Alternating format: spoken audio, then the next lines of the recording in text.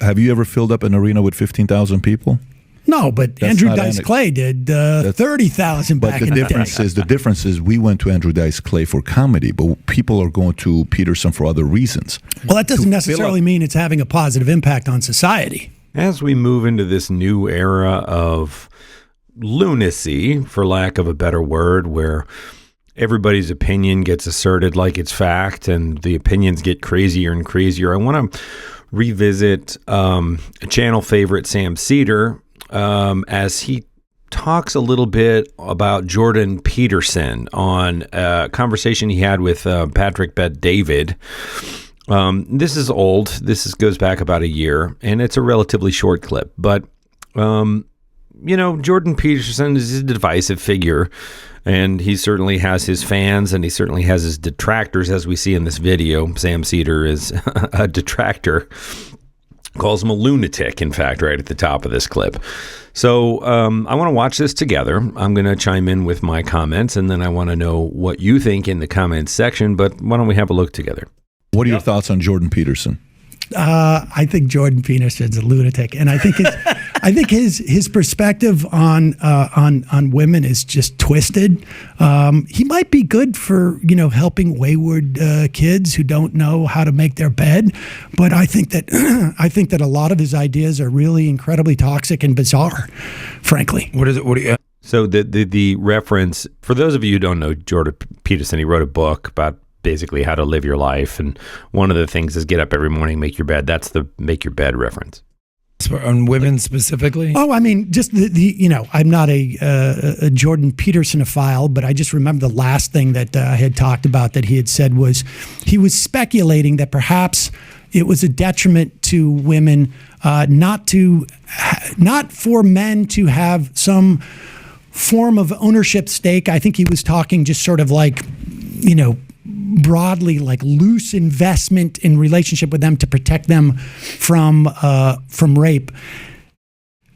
Both statistically, that's bizarre, but also the idea that and it wasn't that long ago that women were chattel of their husband, let's say, in this country, or women were property. Rape wasn't even a crime against women. It was a crime against the owner of women. Wow. So, his stuff is completely ahistorical. Why do you think he has such a massive following, and what do you think about his followers? I mean, I don't know his followers. I don't know who they are. I imagine they're young people. But I mean, I think there's a bunch of reasons. I think that look, this is society is in a period of transition because people who have been marginalized for at least in the context of American society, have more of a voice, particularly through social media and this and that. But also, I think there's more of a voice in terms of there's not as much hostility from law and this and that. It was only 2013 when there was marriage equality in this country. And I think there's also and I think that it makes it hard for some people to understand where they fit in. And I think there is a very strong message from fundamentalists in this country, religious fundamentalists, who are white-knuckledly holding on to their system of the way that society and families and people should be organized, and their interpretation of gender and whatnot, because it's all perceived as a threat. And so I think within that milieu, and then I think there's other factors in terms of money. There's money that sloshes around on the right that is helpful to things that push their ideology. So I think it's a combination of all those things.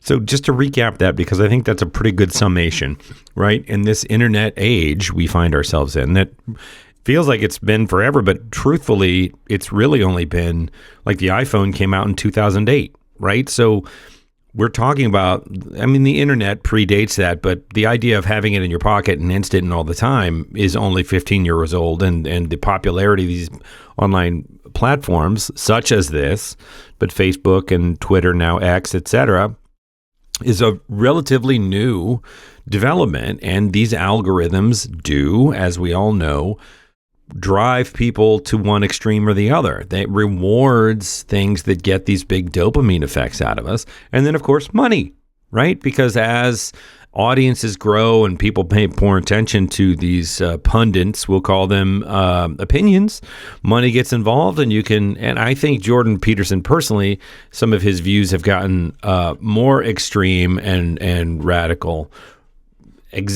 Precisely because of a combination of these two factors. He is rewarded for doing so, and you can do it consciously, but it certainly can happen unconsciously.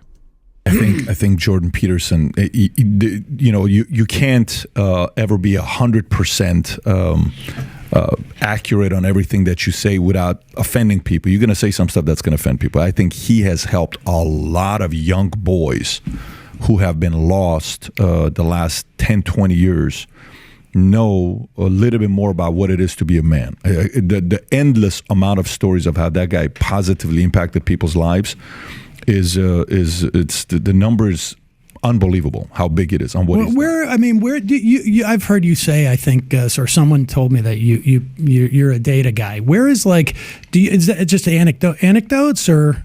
Have you ever filled up an arena with 15,000 people? No, but That's Andrew not Dice Clay did 30,000 back in the day. The difference is we went to Andrew Dice Clay for comedy, but people are going to Peterson for other reasons. Well, that doesn't necessarily mean it's having a positive impact on society. I think for men to be stronger is a positive impact on society in an era with so many fatherless homes that they don't have a man giving them direction. Thank God someone is giving them direction. Well, yeah, but dude, define stronger, right? I mean, that was Hitler's thing. We want a stronger Germany, right? Fascism purports to be strength. If you're just going to be organized and in a uniform looking sharp as hell and being able to march in goose step, you can call that strength. Like, define strength, right? I think Sam Seder makes an excellent point. That doesn't necessarily mean it's good for the country or good for these young men. I worry about that guy. If people want direction, they can come to me. I'll give them. Well, that would be a fun case to see you give mindset to 100 boys and him give mindsets to 100 boys, and we see what happens 20 years later. It's yours, by the way. And it'd be an interesting one. By the way, last one here. Another guy. You could afford to set that up. I would be open to it. I actually I would love to see that as well. I'm going to do a search now and see if Sam Seder has ever talked to Jordan Peterson. I don't believe that he has, but I'm going to search for it again. Anyway, we're heading into Trump now. We're looking at these platforms. The most recent one is Meta, formerly Facebook, is going to stop trying to vet posts, so they're going to turn off regulation, basically. How can that possibly be better, right?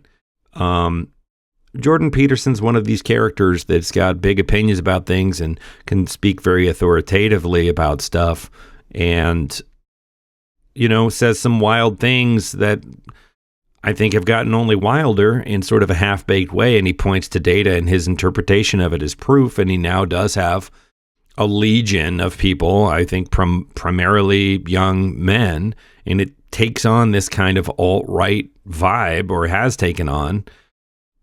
I mean, I don't know. What do you think? I want to know what you think in the comments.